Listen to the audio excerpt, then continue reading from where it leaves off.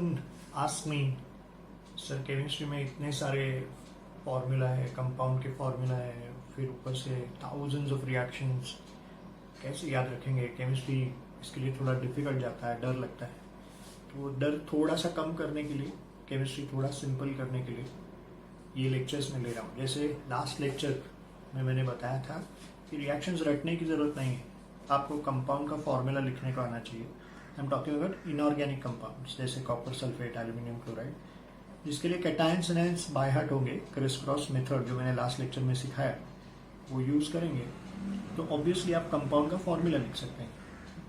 अब इन inorganic compounds का formula use करके रिएक्शंस लिख के बैलेंस कैसे करते हैं, है ना, that will see. So basic याद रखना, हमेशा कैटायंस एनायंस बाय हार्ट होने चाहिए। कैटायंस एनायंस से क्रिस क्रॉस मेथड से कंपाउंड का फॉर्मूला आएगा और उन इनऑर्गेनिक कंपाउंड्स को लेके कई सारे रिएक्शंस लिखे जा सकते हैं। कैटायंस और एनायंस होते हैं ऐसे कई सारे रिएक्शंस, जैसे डिसोसिएशन रिएक्शन है, न्यूट्रलाइजेशन रिएक्शन है, इवन रेडॉक्स रिएक्शन लिखते वक्त भी आयंस के जो चार्ज है उसका यूज होता है। तो आज मैं आपको न्यूट्रलाइजेशन रिएक्शन कैसे लिखते हैं, है ना, उसमें आयंस कैसे एक्सचेंज होते हैं वो सिखा रहा हूँ। उसको कैसे बैलेंस करते हैं, that I am going to teach. So let's learn neutralization reaction. Very simply, according to Arrhenius, acid plus base reversibly gives salt plus water. This is neutralization reaction. अब इसको कैसे लिखते हैं, कैसे बैलेंस करते हैं, that we'll see. Suppose अगर मैं एसिड ले रहा हूँ HCl और फिर NaOH, generally in its aqueous solution ऐसा होता है, तो इससे क्या मिलेगा? सॉल्ट एंड वाटर, है ना। बहुत ही बेसिक, जो बिगिनर है ना, अभी केमिस्ट्री का डर निकाल रहे हैं, उनके लिए ये सब सिखा रहा हूँ। तो बहुत सिंपल रिएक्शन है, सिंपल रिएक्शन से शुरू करेंगे, फिर धीरे धीरे डिफिकल्ट करते जाएंगे। ये ऐसे डिसोसिएट होता है, ये वही लिख सकता है जिसके कैटायंस एनायंस बाय हार्ट है। वैसे तो H प्लस एग्जिस्ट नहीं होता, H3O प्लस होता है। H3O प्लस मतलब hydronium ion, but hydronium ion और H प्लस का chemical property, chemical behaviour almost same होता है। इसके लिए it is allowed generally H3O plus लिखने की जरूरत नहीं, we can write H plus. Cl minus single negatively charge है, इसके अंदर Na plus and OH minus. अब आयंस की अदला बदली करते हैं। ये कैटायन मैंने इधर ही रखा है और इसका अनायन इधर लेके आ रहा हूँ, Cl माइनस। सो इससे मिलेगा सॉल्ट, राइट। और लास्ट लेक्चर में क्रिस क्रॉस बता चुका हूँ, तभी मैंने कहा था इसका प्लस मतलब +1 है, इसका -1 है, तो दोनों का चार्ज मैग्नीट्यूड में सेम है। तो चार्ज को हटाओ, सिंबल को जोड़ दो, ये हो गया NaCl, ये आपका सॉल्ट हो गया एक्वियस। अब इसका कैटायन और इसका अनायन H प्लस और OH माइनस, ये ऐसा लिख दो इधर। अब इधर क्रिस क्रॉस करने की जरूरत नहीं, इससे वाटर मिलेगा। तो ये इक्वल होना चाहिए नंबर में, जो लकीली इक्वल है। तो अभी HOH इक्वल नहीं रहेगा तो क्या करने का मैं बताऊं। ये तो वाटर हो गया, H2O ऐसा, बट ऐसा ही लिखो न्यूट्रलाइजेशन में, बैलेंस करना थोड़ा इजी होता है। HOH लिक्विड मतलब ही H2O liquid. Reaction perfectly balanced है ना। हम लोग चेक करते हैं एक एलिमेंट, जैसे यहाँ पे एक सोडियम है, एक सोडियम यहाँ पे भी, एक क्लोरीन यहाँ पे, एक क्लोरीन यहाँ पे, तो सोडियम और क्लोरीन बैलेंस्ड। देखो H कितने हैं, 2 H, तो यहाँ पे भी 2 H है और एक O, एक O। Reaction is perfectly balanced. ये पहला एग्जाम्पल है। अब थोड़ा मैं एसिड चेंज कर देता हूँ दूसरे एग्जाम्पल में। Let's take we have H2SO4 in its aqueous solution is made to react with NaOH aqueous. So obviously आपको salt और water मिलेगा। तो पहले इसको डिसोसिएट करते हैं, कैसे होगा? Under normal conditions 2H plus and SO4 minus 2, ये सल्फेट आयन है, SO4 माइनस 2, और ये तो Na प्लस और OH माइनस। तो इसका कैटायन इधर ही लिख दिया। अब इसको उठा के इधर लाता हूँ इसके सामने। अब क्रिस क्रॉस मेथड से सॉल्ट का फॉर्मूला लिखेंगे। ये 2 इसके पैरों की तरफ, इसका 1 इधर आएगा, तो क्या मिलेगा, Na2SO4 सोडियम सल्फेट, जिसको मैं यहाँ पे लिखता हूँ Na2SO4 एक्वेस। अब रहा सवाल वाटर का, ये 2H प्लस लिख दिया और ये OH माइनस। अब आप देख सकते हैं ये ज्वाइन नहीं कर सकते, कंबाइन नहीं कर सकते क्योंकि इक्वल नहीं है, तो इसको इक्वल कर देते हैं। इसका कोएफिशिएंट 2 है और इसका 1 है। 2 और 1 का एलसीएम 2 होता है ना, 2 और 1 का एलसीएम 2 होता है, तो दोनों का कोएफिशिएंट 2 कर देते हैं। अब इक्वल हो गया तो उसको जोड़ देते हैं। So this is 2HOH, 2HOH liquid. अब बैलेंस करते हैं सॉल्ट की मदद से। सोडियम आपको 2 बार चाहिए तो सीधा इधर कोएफिशिएंट 2 बार कर दो। करेक्ट, पूरा सल्फेट ही काउंट कर लेता हूँ। वैसे सल्फर और ऑक्सीजन अलग से काउंट कर सकते हैं, बट पूरा सल्फेट एक बार है, यहाँ पे भी एक बार है, तो वो बैलेंस हो गया। अब 2H यहाँ पे और ये भी 2 हाइड्रोजन है और OH 2 बार है, तो वैसे वो बैलेंस हो गया है ना। This is a simple way you can cross check. वैसे हर एक एलिमेंट अलग से काउंट कर सकते हैं। 2 और 2 4 हाइड्रोजन है, यहाँ पे भी 4 हाइड्रोजन, 4 ऑक्सीजन, एक sulphur and all, but this is a simplest way. तो इस तरीके से हम लोग रिएक्शन लिख के बैलेंस कर सकते हैं।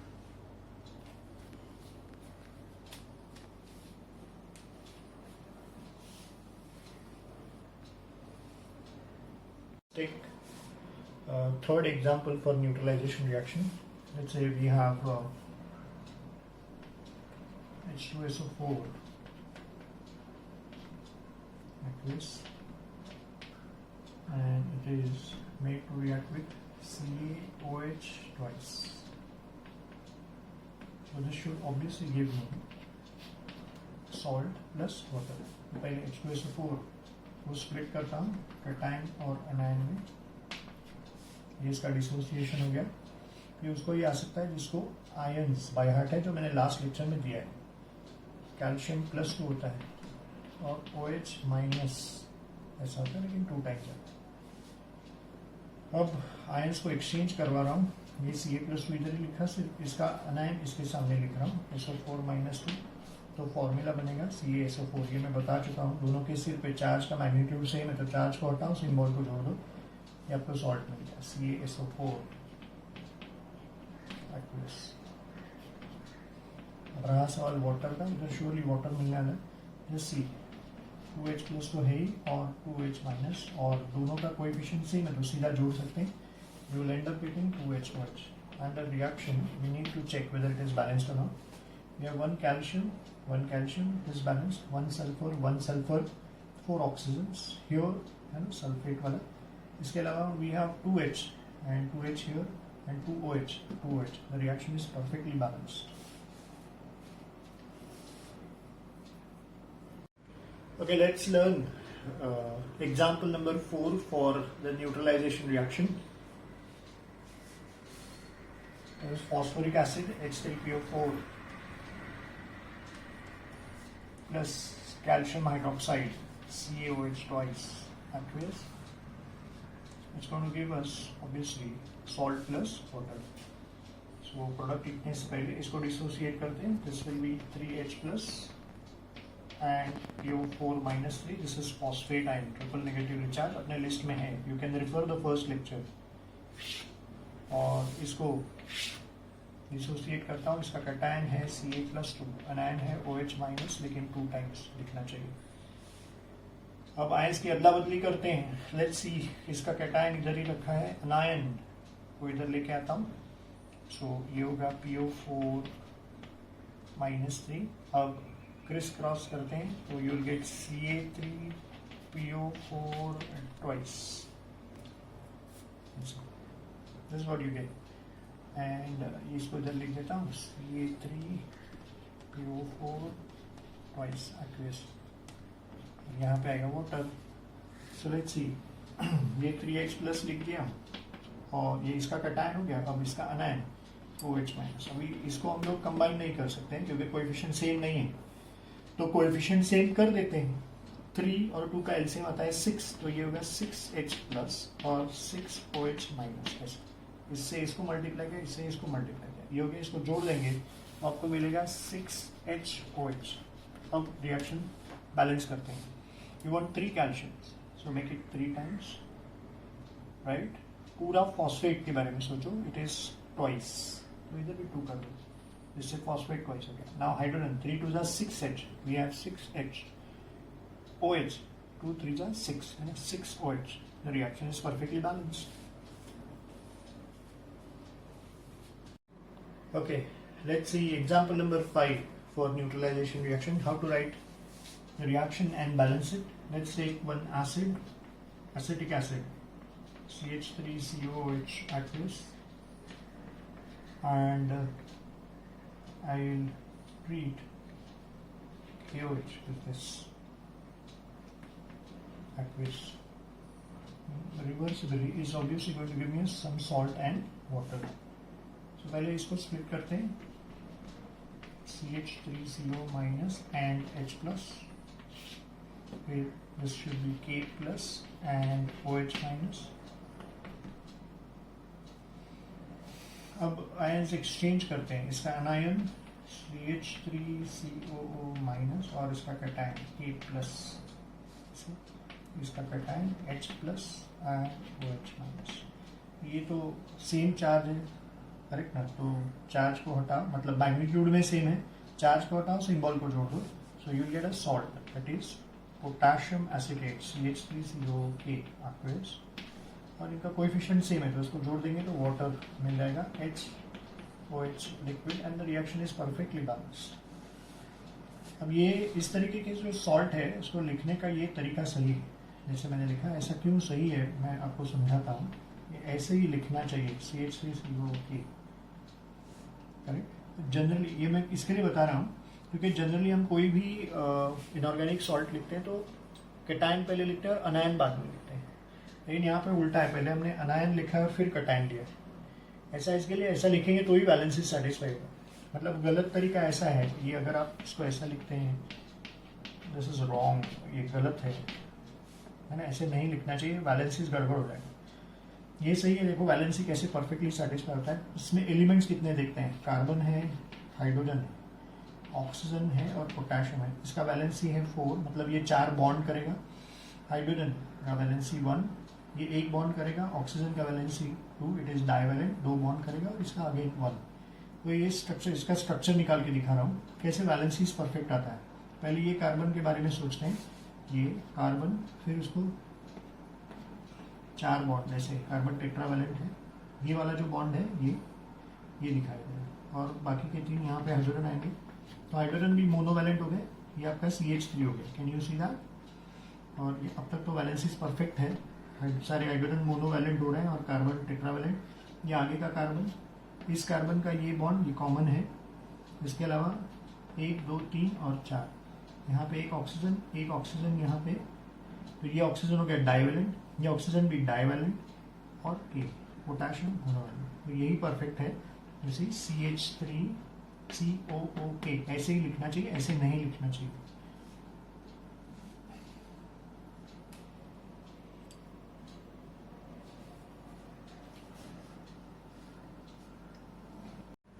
Okay, let's see one more example. Example number 6 for neutralization reaction. Let's say we have acetic acid in its aqueous solution is made to react with calcium hydroxide. So this will give me product that is salt and water. क्या आएगा? Again इसको dissociate करो. इसका anion CH3CO minus acetate ion, इसका cation H plus, cation Ca+2 and anion OH minus, लेकिन 2 बार आएगा. अब इसको यही रखता हूँ, CH3COO माइनस, इसको इधर लेके आता हूँ Ca+2, और ये H प्लस इधर लेके आता हूँ, और इसके सामने OH माइनस. ये अब यहाँ पे क्रिस क्रॉस मेथड, इसके सिर पे जो 2 है वो इसके पैरों की तरफ आएगा, यहाँ पे जो 1 है वो इधर आएगा. सो दैट विल बी, ऐसे लिखना चाहिए CH3COO है ना, कॉम्प्लेक्स अनायन है ना, तो इधर आएगा ट्वाइस, ऐसे पढ़ना चाहिए, करेक्ट. CH3COO ट्वाइस, और इसके सिर पे 1 है तो ये ऐसा है. ऐसे लिखेंगे ना आप, ये गलत वाला लिख रहा हूँ CH3COO2C, ये गलत है, दिस इज रॉन्ग, ये सही है. ठीक है, तो इसको इधर लिख देता हूँ, CH3COO twice Ca aqueous plus. अब एक H प्लस और 2 OH माइनस तो कंबाइन नहीं हो सकते हैं, तो उनको सेम कर देते हैं। इसका कोएफिशिएंट 1 और इसका 2 है, 1 और 2 का एलसीएम इज 2, तो 2 कर देते हैं, 2H plus and 2OH minus. तो जोड़ देंगे तो वाटर मिलेगा, 2HOH लिक्विड। अब रिएक्शन बैलेंस करते हैं, CH3CO 2 बार चाहिए, ट्वाइस, तो उसको मेक इट ट्वाइस। कैल्शियम एक बार हो तो है ही। अब रिएक्शन बैलेंस हो गया, 2H चाहिए आपको, ये 2H हो गया और 2OH ये भी हो गया, रिएक्शन परफेक्टली बैलेंस्ड। थोड़ा सा इस कंपाउंड के बारे में बता रहा हूँ, इसको जैसे ये लिखना गलत है, डायरेक्ट 2 लिखा बिना ब्रैकेट के।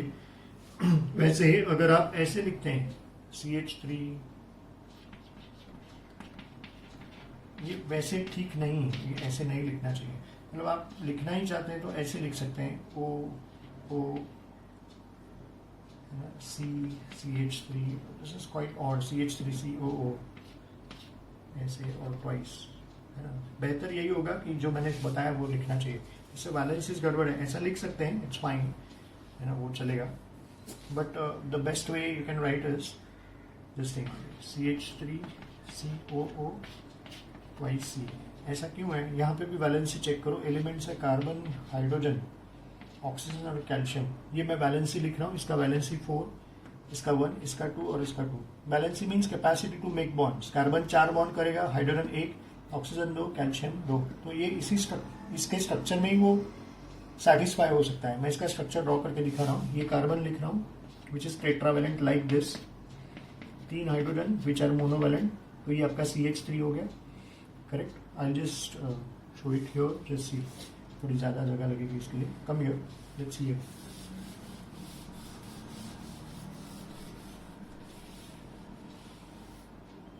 यस, ये इसका स्ट्रक्चर डिस्कस कर रहा हूँ, CH3COO ट्वाइस।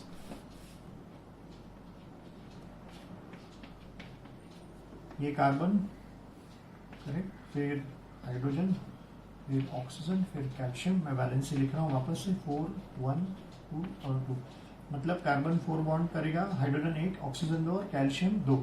कार्बन, ये वाला कार्बन लिख रहा हूँ, टेट्रावेलेंट, 1, 2, 3, 4 ऐसे, ये 3 हाइड्रोजन, तो CH3, फिर ये कार्बन है C, फिर double bond O, bond O, तो ये हो गया CH3COO1, है ना। इसका एक वैलेंसी बाकी है, और CH3CO दूसरी बार भी आएगा, यहाँ पे CH3CO ट्वाइस है, तो वही चीज यहाँ पे वापस आएगा, CH3 ये हो गया COO ऐसे, और इनका बचा हुआ एक एक वैलेंसी ऐसे लिख रहा हूँ, और वो कैल्शियम आएगा, है ना। तो ये हो गया CH3COO1, CH3COO twice Ca।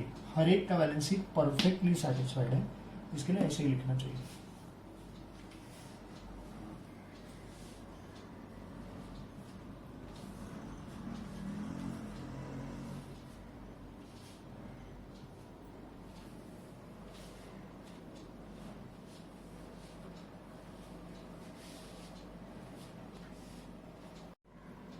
Okay, let's see one more example of neutralization reaction. Let's say we have something, just again I'll take H2SO4, which is made to react with AlOH thrice, aluminum hydroxide. So this should give me salt and water. So let me just dissociate this under normal conditions. 2H plus and SO4 minus 2. Now this will be, the cation is Al plus 3, anion is OH minus, which is present 3 times. Ions को exchange करते हैं, ये Al plus 3 base का cation और acid का ion इधर लिख रहा हूँ इसके सामने, और क्रिस क्रॉस करता हूँ, इसके सिर पे 2 है, इसके पैरों की तरफ, ये 3 इधर आएगा। So you will and up getting what, Al2SO4 thrice, bracket डाल के 3 लिखना है। तो ये हो गया आपका salt, Al2SO4 thrice, aluminium sulfate and its aqueous solution.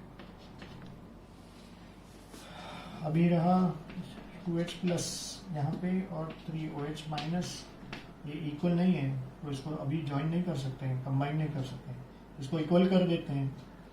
2 and 3 का एलसीएम इज 6, तो इसको कर देते हैं 6H प्लस, ये हो गया 6OH माइनस, इसको जोड़ देंगे तो बनेगा 6HOH।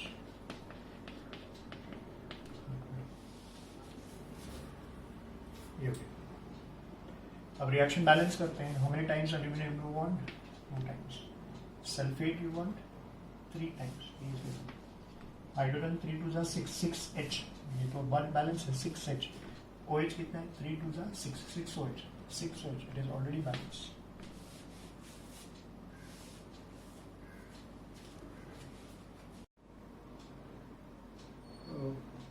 Very often students meet me and they say that sir chemistry में बहुत सारे कंपाउंड्स हैं, बहुत सारे रिएक्शंस हैं, थोड़ा डर लगता है। तो वो डर निकालने के लिए मैं थोड़ी बहुत कोशिश कर रहा हूँ, हेल्प कर रहा हूँ। लास्ट लेक्चर और ये सेकेंड लेक्चर आज मैंने जो लिया, फर्स्ट लेक्चर में मैंने आपको बताया कि कंपाउंड्स के फॉर्मूला रटने की जरूरत नहीं है। आप कुछ कैटायंस और एनायंस अगर याद रखते हैं, क्रिस क्रॉस मेथड से खुद कंपाउंड का फॉर्मूला लिख सकते हैं। That was my first lecture. और सेकेंड लेक्चर में हमने साथ में पढ़ने की कोशिश की है कि कंपाउंड का फॉर्मूला आता है तो उसके कैटायंस और एनायंस को एक्सचेंज करके रिएक्शन लिख के बैलेंस कर सकते हैं। मैंने कई सारे केमिस्ट्री में रिएक्शंस है, उसमें से न्यूट्रलाइजेशन रिएक्शन के 7 एग्जांपल्स इस लेक्चर में दिखाए हैं, उसको कैसे बैलेंस किया जाता है। तो अगर आप कैटायंस एनायंस बाय हार्ट करेंगे, that is the best thing, that's a top secret, it's no more a secret now. But अगर आप उसको if you learn them by heart, क्योंकि कुछ चीजें तो बाय हार्ट करनी ही पड़ती है ना। ये बताने के लिए मैं लेक्चर के एंड में आपके साथ थोड़ा डायलॉग कर रहा हूँ कि जब हम पहली बार कोई लैंग्वेज सीखे थे, फॉर एन एग्जांपल इंग्लिश, तो पहले A to Z by heart किया था। वहां पे हमने आर्ग्यू नहीं किया था ये क्यों बाय हार्ट करना है। आज मैथ्स हमें आता है, उसके लिए 1 to 100 नंबर्स लिखना, काउंट करना, उसको हमने चैलेंज नहीं किया था कि 1 के बाद 2 क्यों नहीं आता है। तो कुछ चीजें बाय हार्ट करनी ही पड़ती हैं। वैसे केमिस्ट्री में भी कैटायंस अनायंस आपको बाय हार्ट करने पड़ेंगे, ये बहुत आपको हेल्प करेंगे। I hope you have liked it, so don't forget to like and don't forget to subscribe my channel. Thank you. I'll see you in the next lecture with the units, various units used in chemistry.